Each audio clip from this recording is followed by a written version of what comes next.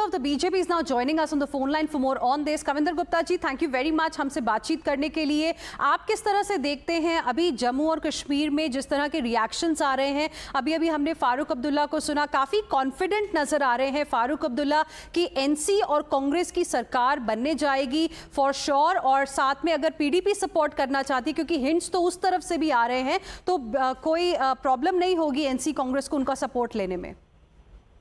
देखिए, कुल मिलाकर के भारतीय जनता पार्टी का जो सही आंकड़ा आने वाला है उससे वो डर सता रहा है, और पहले से ही चाहे वो पीडीपी हो, नेशनल कॉन्फ्रेंस हो, एक दूसरे की सपोर्ट ले रहे हैं। ये 8 तारीख को जो रिजल्ट आएंगे वो भारतीय जनता पार्टी के हक में आएंगे, भारतीय जनता पार्टी सरकार बनाएगी। ये कश्मीरी इसीलिए इकट्ठे हो रहे हैं, कहीं जैसे हमने डोगरा की एक बात कही थी, कहीं बात अब तक जाएंगे। पीडीपी ने जो सपोर्ट किया है, नेशनल कॉन्फ्रेंस ने सपोर्ट किया है, उसी का हिस्सा। लेकिन आपको जो अगर एग्जिट पोल के नंबर देखें तो उसमें तो बीजेपी का जो अभी नंबर है वो हाफ वे मार्क से काफ़ी ज़्यादा दूर है, तो आपको नहीं लगता इंडिपेंडेंस का रोल जो है काफ़ी ज़्यादा अहम हो जाएगा? इवेंचुअली सरकार किसकी बनेगी ये देखने में? नंबर 1 तो सबसे बड़ी पार्टी बनकर के हम आएंगे, तो स्वाभाविक बात है कि हमें जो लेफ्टिनेंट गवर्नर की तरफ से हमें बुलाया जाएगा। देखिए फिर क्या खेल होता है। तो कुल मिलाकर के पहले से ही हमारे लोगों से बात हो चुकी है और बहुत से लोग हमारे साथ आने वाले हैं। 35 हम जम्मू से लेंगे और 3 कम से कम हमारी कश्मीर से आएंगी। जब 38 का आंकड़ा होगा तो 7 लोग हमारे पास हैं जो इंडिपेंडेंट की बात हो चुकी है। तो सरकार जो बनेगी वो भारतीय जनता पार्टी की ही बनेगी।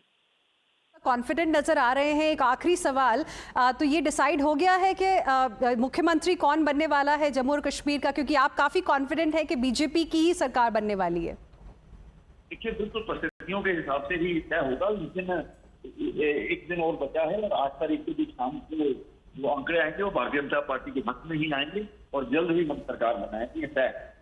All right, Kavinder Gupta ji, thank you very much for speaking with us here on Times Now and sharing with us your perspective. Let me now go across to my colleague Yavar as well, joining us on the phone line for more on this. Yavar, both sides seem to be extremely confident, but if we look at the numbers clearly, then the role of independence becomes very, very important, and at the same time, the role of the PDP, and we have already seen PDP is likely to give support to NC Congress if PDP sees that probably there is some chance of them forming the government.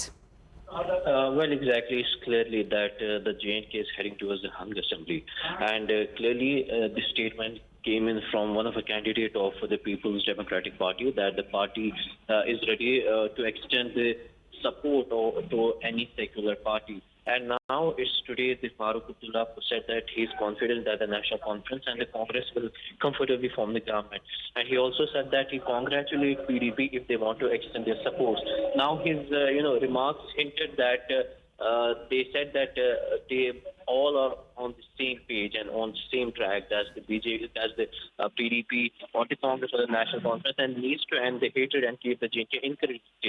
So somehow we are witnessing that the Farooq Abdullah has also hinted towards that. Now remember that there's a majority to the India Alliance, and following that the halfway mark to the BJP. But the BJP is still confident, saying that they are going to form the government with the help of certain independents. But the number seems to be very large that they need to get on. Now all the eyes are on the 8th of October that what will be the people's verdict. But clarity is that the India Bloc team have on a forefront in the run. Back to you.